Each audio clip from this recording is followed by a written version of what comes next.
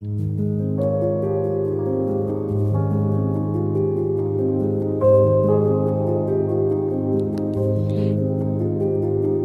Sa'id bin Zaid, orang ke-9 yang mendapat kabar gembira. Nama lengkapnya adalah Sa'id bin Zaid bin Amru bin Nufail bin Abdul Uzza bin Al-Adwa. Ibunya Fatimah binti Ba'jah bin Malik Al-Khuzayyah.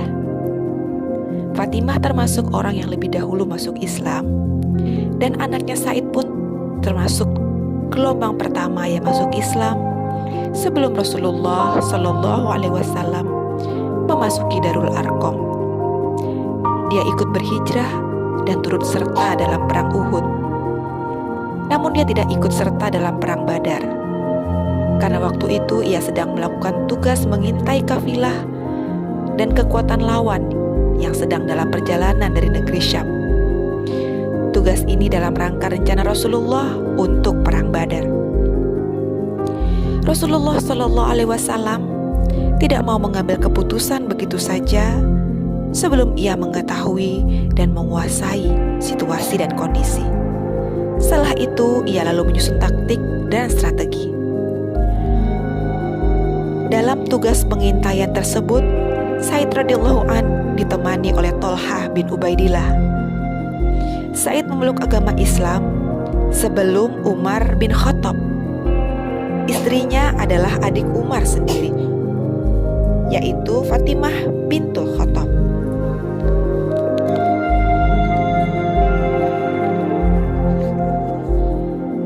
Zaid bin Amru bin Nufail, ayah Sa'id, termasuk orang yang meninggalkan penyembahan berhala sebelum Muhammad diutus menjadi nabi dan rasul. Zaid bin Amru bin Nufail mengumumkan keyakinannya itu secara terbuka di hadapan Quraisy. Ia berkata, "Wahai kaum Quraisy, apakah ada di antara kalian selain aku yang menganut agama Ibrahim?" Zaid bin Amru kemudian berkata kepada rekannya Amir, "Aku sedang menanti seorang nabi dari keturunan Ismail yang akan diutus. Aku kira aku tidak akan sempat melihatnya, tapi aku beriman kepadanya dan meyakini kebenarannya. Aku bersyahadat bahwa dia adalah nabi. Jika kamu panjang umur dan sempat bertemu dengan dia, sampaikan salamku kepadanya." Amr bin Nufail wafat ketika kaum Quraisy memperbaharui bangunan Ka'bah sebelum diutusnya Nabi Muhammad Shallallahu Alaihi Wasallam. Itulah Amr bin Nufail yang telah meninggalkan tradisi Quraisy dari penyembahan berhala, minuman keras, permainan hiburan yang merusak, dan beralih menyembah Allah dalam ajaran Nabi Ibrahim alaihissalam.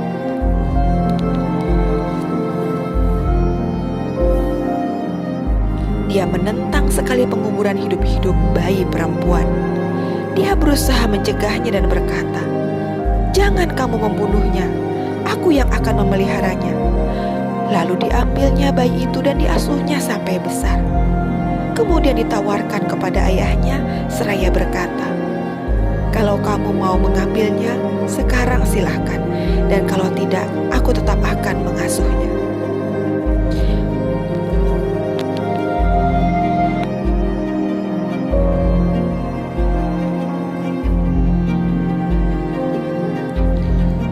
Allah Subhanahu wa Ta'ala telah memberi hidayah kepada 3 orang tanpa melalui kitab atau nabi mereka, yaitu kepada Zaid bin Amru bin Nufail, Abu Dzar Al-Ghifari, dan Salman Al-Farisi.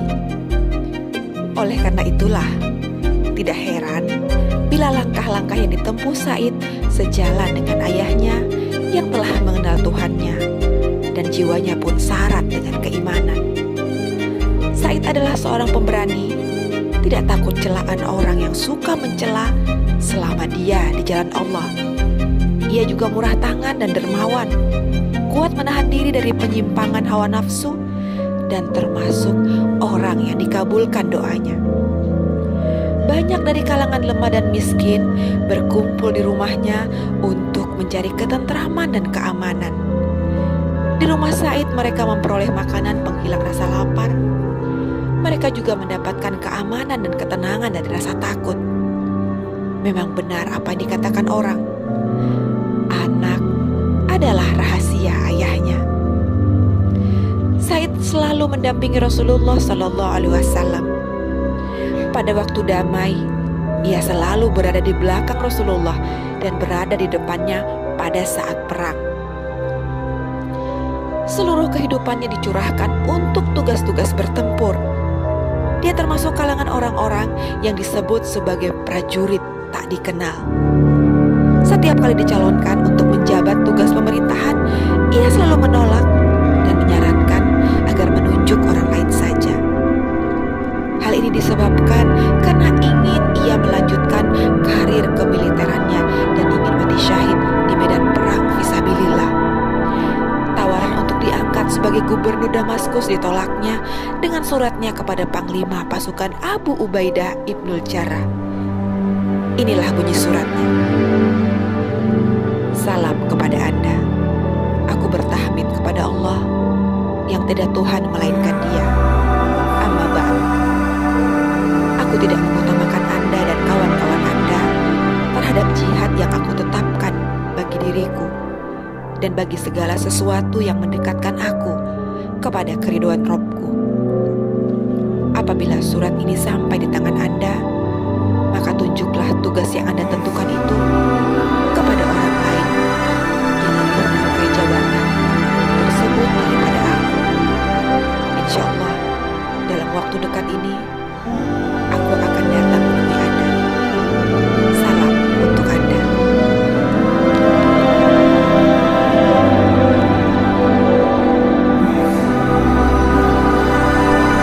Sa'id bin Zaid adalah ipar Khalifah Umar bin Khattab radhiyallahu anhu. Tetapi dia belum pernah berambisi ingin menduduki suatu jabatan atau menggunakan kesempatan emas itu untuk menduduki suatu kedudukan. Dalam usianya yang sudah mencapai 70 tahun lebih, Sa'id selalu siap terjun ke medan perang. Dia condong memilih pendekatan dirinya dengan masjid Rasulullah Sallallahu Alaihi Wasallam. Di situ ia menunjukkan suatu khusyuk dan sambil mengenang masa lalu. Sa'id bin Zaid sangat dihormati dan disayangi penduduk kampungnya. Dia benci pada orang yang suka menzolimi dirinya sendiri dan yang suka menzolimi orang lain. Ia termasuk orang yang tak kabur doanya apabila berdoa atas sesuatu. Pada suatu ketika, seorang wanita bernama Arwa binti Aus menuduh Zaid menzoliminya dengan merampas tanahnya, dan ia melaporkannya kepada petugas kota Madinah yaitu Marwan Ibnul Hakam. Zaid membela diri dan mengucapkan, apakah patut aku menzoliminya? Sedang aku pernah mendengar Rasulullah Sallallahu Alaihi Wasallam bersabda, barang siapa menzolimi orang sejengkal tanah, maka Allah akan melilitnya pada hari kiamat dengan 7 lingkaran bumi. Lalu Zaid menengadahkan wajahnya ke langit dan berdoa, ya Allah, apabila Dia menciptakan kebohongan, jangan Engkau mematikannya kecuali sesudah dia buta, dan Engkau menjadikan sumurnya sebagai kuburannya. Ternyata Allah benar-benar mengabulkan doa Zaid. Wanita yang memang dikenal suka menzolimi orang itu menjadi buta dan ia mati di dalam sumurnya.